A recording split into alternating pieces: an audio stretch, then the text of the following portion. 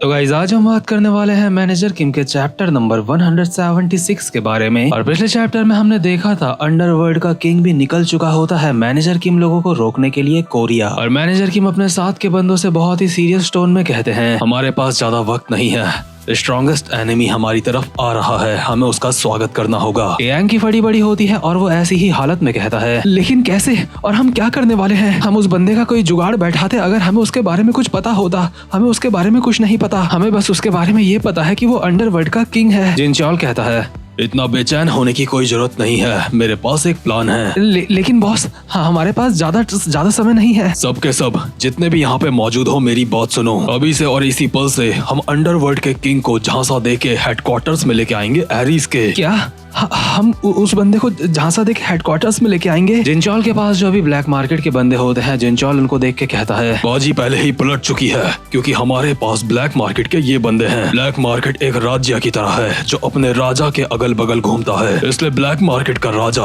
अपनी इन प्रजाओं को बचाने के लिए यहाँ पे जरूर आएगा। ब्लैक मार्केट अब तक ठीक से इसलिए ही चल रहा था क्योंकि उन लोगों को अपने आप में अपने लोगों पे बहुत विश्वास है और हम लोग उसी चीज के ऊपर हमला करेंगे। इसके बाद हम एक पुराना सीन देखते हैं जहाँ पे मैनेजर किम सैंटियागो से कॉल पे बात करके उसको बोल रहे होते हैं कि मैनेजर किम को उनका एक पुराना दोस्त मिला है और उस दोस्त को किसी तरीके का सब्सटेंस दिया गया है जिस वजह से उसके अंदर के इमोशंस खत्म हो चुके हैं। इसलिए सैंटियागो को उस चीज का एक एंटीडोट बनाना होगा ताकि मैनेजर किम का दोस्त ठीक हो सके, साथ ही साथ में नैम और शांगुई भी ठीक हो सके। लेकिन कोई ऐसा सब्सटेंस या फिर केमिकल जो ब्लैक मार्केट से रिलेटेड है और लोगों के इमोशंस खत्म कर देता है, ऐसी किसी चीज के बारे में सैंटियागो ने पहले भी सुना होता है। इसलिए सैंटियागो को अपनी इन्फॉर्मेशन के हिसाब से ऐसा लग रहा होता है कि जो मैनेजर किम का दोस्त है उसने वो सब्सटेंस या फिर केमिकल अपनी मर्जी से खुद के लगवाया है। एक बहुत ही फेमस प्रोजेक्ट की वजह से सैंटियागो ने इस बारे में सुना था कि ये जो सब्सटेंस है या फिर केमिकल है इसके बारे में अभी पता नहीं है कि आखिर ये आया कहां से है, ये टॉप सीक्रेट है और ना ही अब तक ये बात किसी को पता है कि ब्लैक मार्केट के पास वो केमिकल लगा कैसे। लेकिन जब उस केमिकल को टेस्ट करने के लिए कुछ बंदों की जरूरत थी, उस वक्त ब्लैक मार्केट के हाई रैंक के बंदे खुद ही आगे आ गए थे उसको अपने ऊपर टेस्ट करवाने के लिए। और ऑब्वियसली उसी समय असली कोड 66 ने भी खुद के ऊपर वो चीज लगवाई होगी, वो जो भी चीज होगी। लेकिन जो भी वो केमिकल या फिर सब्सटेंस है उससे दिमाग को भी डैमेज हो सकता है, ये बात भी सबको पता थी। उसके बावजूद भी ब्लैक मार्केट ने अपने बंदों के लिए ये रिस्क लिया। सैंटियागो को भी ये बात पता होती है कि ब्लैक मार्केट के अंदर बहुत सारे लेजेंडरी टाइप के बंदे भरे पड़े हैं जो कि अपने बॉस के लिए कुछ भी करने के लिए तैयार हैं, क्योंकि ब्लैक मार्केट का जो बॉस किंग है उसका नाम किंग सिर्फ ऐसे ही शोपीस के लिए नहीं है, वो असली का किंग है। इसलिए सैंटियागो मैनेजर किम से ठीक से पूछता है कि क्या तुम्हें पूरा यकीन है जो तुम कर रहे हो वो सही है? क्या तुम सच में ब्लैक मार्केट के उस बंदे को बचाना चाहते हो, उसके लिए एंटीडोट बनवाना चाहते हो? लेकिन मैनेजर किम को वो पल याद आ रहे होते हैं जब उनकी फाइट कोड 66 के साथ चल रही थी और इमोशनलेस कोड 66 के भी आंखों से आंसू आ गए थे। इसलिए मैनेजर किम को उम्मीद है कि कोड 66 के अंदर कहीं ना कहीं उनका दोस्त बाकी है। इसलिए ऑब्वियसली मैनेजर किम उसके लिए एंटीडोट बनवाएंगे ही बनवाएंगे, हालांकि ये चीज मानवा में दिखाई नहीं गई है। वहीं दूसरी तरफ जिनचॉल अपने साथ के सारे बंदों को कहता है कि अभी हमें हेडक्वार्टर्स में चलना चाहिए और मैंने जिसको जो काम कहा है वो वही करेगा। वैसे भी हमने ब्लैक मार्केट के बंदों को भी बंदी बना दिया है, मतलब समझ रहे हो तुम, बंदे बंदी बन रहे हैं यहाँ पे। लेकिन टॉम जिनचॉल के साथ कोऑपरेट करने से बिल्कुल मना कर देता है और कहता है, अजी मेरा घंटा, मैं तेरे साथ नहीं आ रहा हूँ। तू चाहता है मैं तेरी उसी मिलिट्री कार में बैठ के तेरे साथ जाऊँ जिसमें तू होगा? हाँ, अभी से और इसी पल से व्हाइट टाइगर जॉब सेंटर अपने हिसाब से काम करेगा। इसी के साथ सारा सिन व्हाइट टाइगर जॉब सेंटर की कार लेके यहाँ पे पहुंच चुकी होती है और टॉम और उसके बंदे उस कार में जाके बैठ जाते हैं और टॉम जाते जाते भी जिनचॉल को ताना दे रहा होता है, ऑर्डर तो ये फौजी ऐसे चला रहा है जैसे ये मेरा बाप होगा। भाड़ में जा फौजी, मैं अपने हिसाब से काम करता हूँ। एल्बर्ट को भी टॉम की ये बात पसंद नहीं आती, लेकिन जिनचॉल इस बारे में और कुछ कर भी नहीं सकता,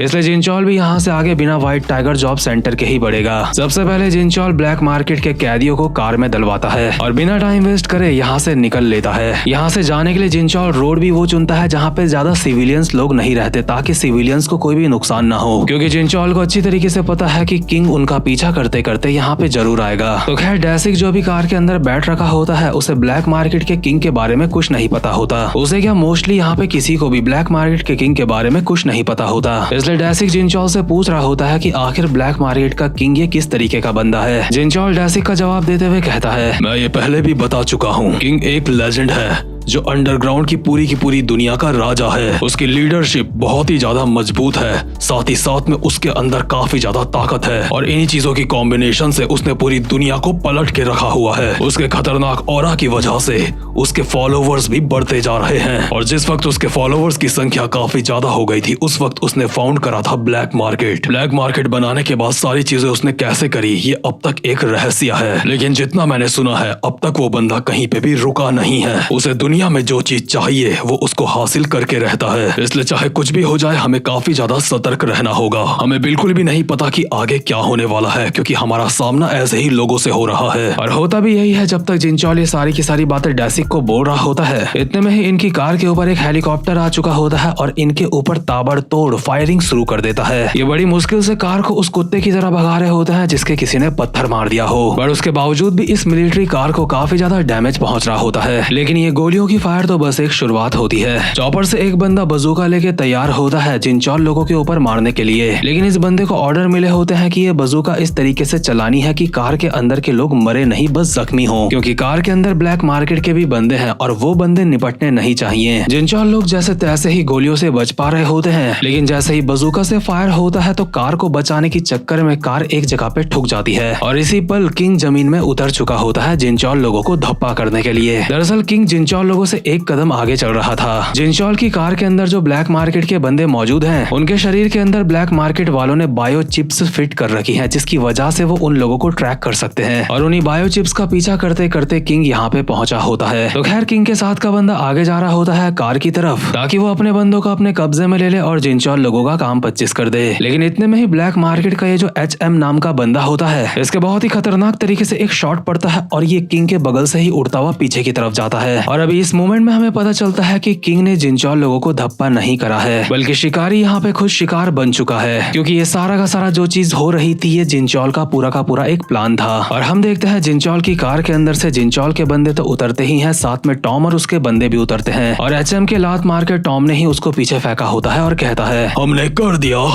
दिया, इन लोगों को हमने धप्पा कर दिया। और जिनचॉल का असली वाला प्लान क्या होता है ये जानने के लिए हम एक पुराना सीन देखते हैं, जहाँ पे जिनचॉल अपना प्लान टेयांग को बता रहा होता है जिसकी फटी पड़ी होती है। जिनचॉल टेयांग को इशारे में कहता है कि बिल्कुल शांत रहे, क्योंकि यहाँ पे ब्लैक मार्केट के बंदे पड़े हुए हैं और हमें इनके सामने एक्टिंग करनी है, क्योंकि इन बंदों के अंदर जो बायो चिप्स लगी हुई है जरूर किंग इनकी मदद से उनकी बातें सुन रहा होगा। इसलिए टॉम ने जो कहा था कि मैं जिनचॉल की कार में नहीं बैठूंगा, वो बात सिर्फ किंग को सुनाने के लिए कही गई थी। और ऑब्वियसली टॉम अपनी जिंदगी में पहली बार इस तरीके की एक्टिंग करके काफी ज्यादा खुश हो रहा होता है। तो खैर प्रेजेंट मोमेंट में किंग को जब ये सारी की सारी बातें पता चलती हैं तो वो जिनचॉल लोगों को कहता है ये सच में काफी ज्यादा दिलचस्प बात है, तुम लोगों ने हमारी ही बायो चिप्स हमारे खिलाफ इस्तेमाल करी, हाँ, लेकिन ये सब कुछ करने से तुम्हें हासिल क्या हुआ, तुम्हारा फायदा क्या हुआ। इसी के साथ एल्बर्ट, डेसिक और योंगचुल ये तीनों की तीनों साथ में जाते हैं किंग के ऊपर हमला करने के लिए, बट किंग डेसिक की छाती में उल्टे हाथ का रैपट मार के उसको ऐसे साइड कर देता है जैसे हम किसी बच्चे को मार के साइड करते हैं। इसके बाद योंगचुल के हाथ में एक घुटना मार के उसका हाथ तोड़ देता है और एल्बर्ट को जमीन में पटक देता है और कहता है तुमने जो कुछ भी करा है उससे तुम्हें कुछ भी हासिल नहीं हुआ है, बस तुम लोग मेरा थोड़ा सा समय बर्बाद करने में कामयाब हुए हो और कुछ नहीं। लेकिन क्या तुम्हें अब तक ये बात समझ नहीं आई, जिस पल मेरे कदम इस जमीन में पड़े थे उसी पल से तुम्हारी ये छोटी मोटी चालाकियां किसी भी काम की नहीं रही थी। तुम्हारी ये छोटी मोटी चालाकियां मेरा कुछ नहीं उखाड़ सकती। जिनचॉल कहता है नहीं, हमारी टैक्टिक्स काफी ज्यादा काम की हैं अब भी। जिनचॉल ने किंग के सामने 3 बायो चिप्स फेंक दी होती है जो ब्लैक मार्केट के बंदों के अंदर से उसने निकाली होती है। हालांकि इन बायो चिप्स को निकालना जिनचॉल लोगों के लिए काफी ज्यादा मुश्किल था, क्योंकि इनको इतनी आसानी से निकाला नहीं जा सकता, बहुत ही खतरनाक तरीके से ये फिट करी गई थी। और किंग इन बायो चिप्स को बॉडी से बाहर देख के अपने बंदों के थोड़ा सा हैरान हो चुका होता है और जिनचॉल कहता है माफ करना, तुम अपने जिन बंदों को यहाँ पे बचाने के लिए आ रखे हो वो अभी हमारे पास है ही नहीं। दरअसल जिनचॉल लोगों का असली प्लान ये होता है कि उन्हें किंग को कंफ्यूज करना है ताकि जिनचॉल लोगों को समय मिल सके और जो सैंटियागो है वो उस समय के अंदर एंटीडोट बना सके बिना किसी रुकावट के, क्योंकि इन लोगों को मैनेजर नैम, सांगुई और वो जो मास्क वाला बंदा है जिनचॉल के मुताबिक उसको बचाना है। और इसी चीज को करने के लिए जिनचॉल ने मैनेजर किम और टेयांग को एक मिशन दिया था जिसमें इन दोनों को ब्लैक मार्केट के बंदों की बॉडी को ऐसी जगह पे छुपाना था जहाँ पे ब्लैक मार्केट के बंदे उनको ज्यादा जल्दी ढूंढ ना सके।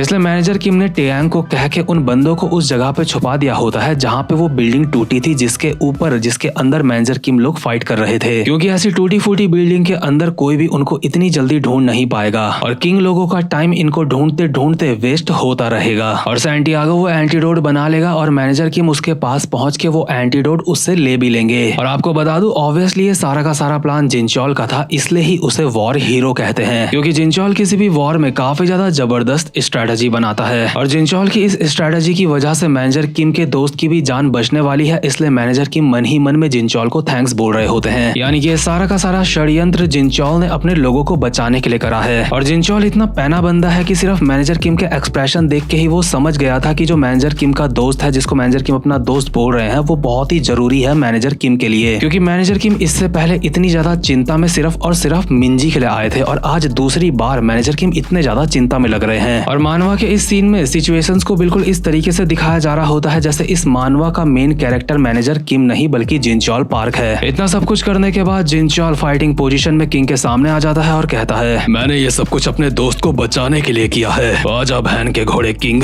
तुझे आज मैं अपने हाथों से खत्म करूंगा। और दिलचस्प बात पता है क्या है कि किंग के साथ अभी ज्यादा कोई है भी नहीं और उसके सामने टॉम और जिनचोल जैसे बंदे खड़े हैं। और ये बात बिल्कुल भी मत भूलना कि टॉम वही बंदा है जिसकी फाइट गो के साथ काफी ज्यादा खतरनाक चली थी। और मुझे लगता है कि आप में से सारे के सारे गो के बारे में तो जानते ही होंगे वो कितना खतरनाक बंदा है। मतलब कि किंग ने अगर टॉम और जिनचोल को साथ में पेल दिया तो कोड नेम किंग जून गो किम से भी ज्यादा खतरनाक होगा। और अगर ये बंदा जून गो किम से भी ज्यादा खतरनाक हुआ तो ये बात सोचने में कोई बुराई नहीं है कि ये बंदा पूरे के पूरे पीटीजे यूनिवर्स में काफी ज्यादा स्ट्रॉन्गेस्ट बंदों में आता है। तो खैर आगे के बूम बाम में काफी ज्यादा मजा आने वाला है, लेकिन ये चैप्टर यहीं पे खत्म होता है। इसलिए वीडियो को लाइक और चैनल को सब्सक्राइब जरूर से कर लेना। अब मैं मिलूंगा आपसे अपनी नेक्स्ट वीडियो में, तब तक के लिए गुड बाय।